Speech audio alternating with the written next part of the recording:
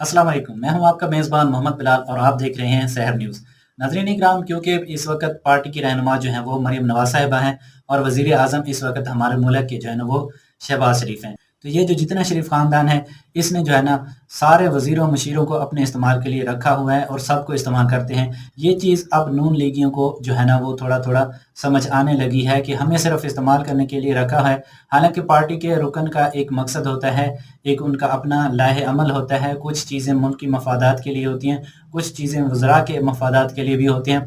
तो वो ना वज़ीरों के मफाद देखते हैं और ना ही मुल्क के मफाद देखते हैं, बल्कि शरीफ ख़ानदान सिर्फ़ और सिर्फ अपने मफाद देखता है और उसके मुताबिक काम करवाता है। तो ये जितने वज़ीर मशीर हैं ये अब बदज़न हो चुके हैं और इन्हें ये परेशानी है कि ये मुल्क के जो हालात इन्होंने कर दिए हैं, बहुत ही गंभीर और बहुत ही ज़्यादा ख़तरनाक हालात इन्होंने बना दिए हैं और मुल्क को किस नहेज पर लेकर जा चुके हैं। हालांकि उनकी अपनी एक इज़्ज़त है, एक प्रोटोकॉल है, हर बंदे का कुछ इज़्ज़त नफ्स भी होती है। तो अब उनकी इज़्ज़त नफ्स कुछ जागना शुरू हो चुकी है और वो लोग पार्टी से अलहदा होने के लिए बेताब हो चुके हैं। क्योंकि नून लीगी अब जानते हैं, जो वज़रा हैं वो ये जान चुके हैं कि नून लीग जो इनका एक शरीफ फैमिली है, शरीफ फैमिली के लिए किसी भी किस्म का ये मसला नहीं है कि किसी को मरवाना हो या किसी बंदे के लिए कोई ज़मीन तंग करनी हो, तो इनके लिए कोई बड़ी बात नहीं है।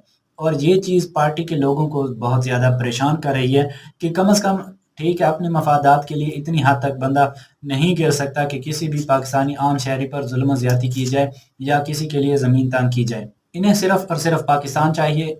फिर ये क्या करेंगे कि जितने भी सियासी या गैर सियासी जितने भी इदारे हैं, उनके साथ-साथ पाकिस्तानी अवाम को भेड़ों की तरह चराएँ, भेड़ों की तरह हाँकते रहें और फिर जब वक़्त आए तो इनकी खाल और इनका गोश्त उधेड़ लिया जाए।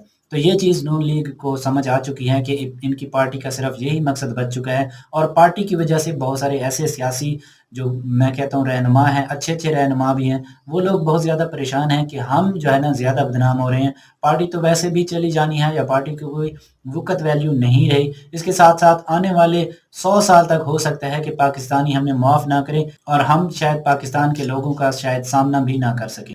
दूसरी तरफ अगर देखा जाए तो नून लीग में जो है ना वो 38 इनके ऐसे कारकुन हैं, 38 इनके ऐसे वज़रा हैं जिन्होंने पीटीआई की टिकट माँग ली है, ठीक है जी।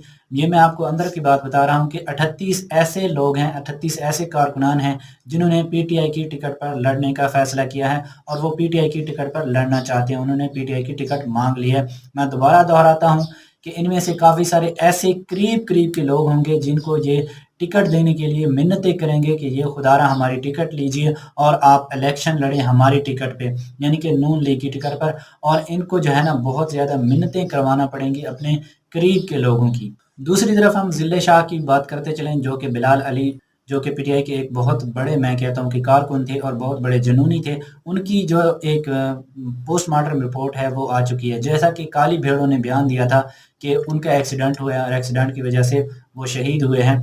तो उस हवाले से भी बात करते चलें कि उनकी एक हमें रिपोर्ट मिली है जो मैं आपके साथ शेयर कर रहा हूँ, स्क्रीन पर आप देख भी सकते हैं कि उनको 26 ऐसे निशानात हैं तशद्दुद के, जो बहुत ज़्यादा ज़रबें लगाई गई हैं, जिनमें उनके बहुत सारे ऐसे हिस्से भी हैं जिस्म के जिनका ज़िक्र करना यहाँ पर मुनासिब नहीं है। उनमें से काफ़ी सारी ऐसी बातें हैं, यानी कि आप समझ लें कि शर्मगाह का अगला हिस्सा उनका हो सकता है। इसके अलावा उनके गुर्दे, फेफड़े, दिल, चेहरे पर उनके 7 ऐसे निशान हैं जहाँ पर उनको टॉर्चर किया गया है, उनको शदीद ज़ख्मी किया गया है। दूसरा, उनके सर में बहुत सारी चोटें हैं, सर के अंदर उनको मारा गया है।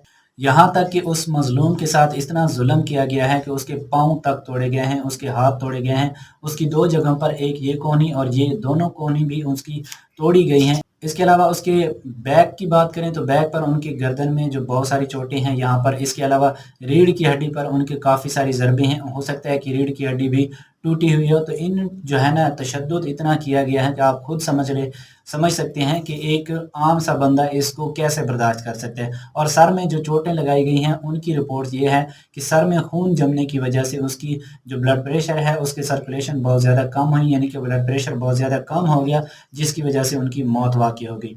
गुर्दों के अंदर खून जमने की वजह से भी उनकी डेथ हुई है, मतलब गुर्दों के अंदर खून जम गया है, वहाँ पर खून की फरावानी नहीं हो सकी, जिस वजह से उनकी मौत वाक़ई हुई है। तो आप सोच सकते हैं कि एक बंदे को कितना ज़्यादा जुल्म का निशाना बनाया गया है। और दूसरी तरफ मैं आपको ये भी बताता चलूँ कि जो डॉक्टर्स जिन्होंने ये रिपोर्ट्स तैयार की हैं, बताई हैं, दिखाई हैं, उन डॉक्टर्स को फौरी तौर पर मुअत्तल कर दिया गया है। और आगे ये भी डर है کہ ہو سکتا ہے کہ ان کی فیملی کو ٹارچر کیا جائے یا ان کی فیملی کے لیے زمین تنگ کی جائے، جس طرح ارشد شریف کے لیے کیا گیا تھا۔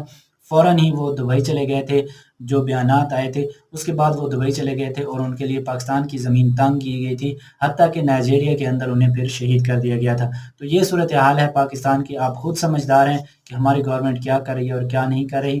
حق کی بات کرنی چاہیے، حق کا ساتھ دینا چاہیے۔ امید کرتا ہوں کہ آپ تمام لوگ اس چیز کو سمجھ چکے ہوں گے کہ نون لیگ کے اصل مقاصد کیا ہیں۔ زرداری صاحب نے علیحدگی کا اعلان کر دیا تھا، اس کے علاوہ اور بھی کافی سارے ان کے اپنے کارکن ہیں جو علیحدگی کا اعلان کرنے جا رہے ہیں اور کر چکے ہیں۔ خواجہ آصف کے بیانات بھی آپ سن چکے ہیں کہ انہوں نے فوج کے حوالے سے بیان دیا ہے، اور یہ نون لیگ کے لیے کسی بھی مفاد کے حوالے سے نہیں تھا، بلکہ یہ صرف اور صرف پاکستانی عوام اور پاکستان کے مفاد میں بیان تھا، نہ ہی نون لیگ کے مفاد میں تھا اور نہ ہی عمران خان کے مفاد میں تھا۔ تو وہ بیان بھی آپ سن رہے ہیں، دیکھ رہے ہیں۔ اسی طرح کی مزید انفارمیٹیو ویڈیوز کے لیے چینل کو ضرور سبسکرائب کیجیے، سحر نیوز کا خیال کیجیے۔ ملتے ہیں انشاءاللہ ایک نئی ویڈیو میں، تب تک اپنا اور اپنی فیملی کا بہت سارا خیال رکھیے۔ اللہ حافظ۔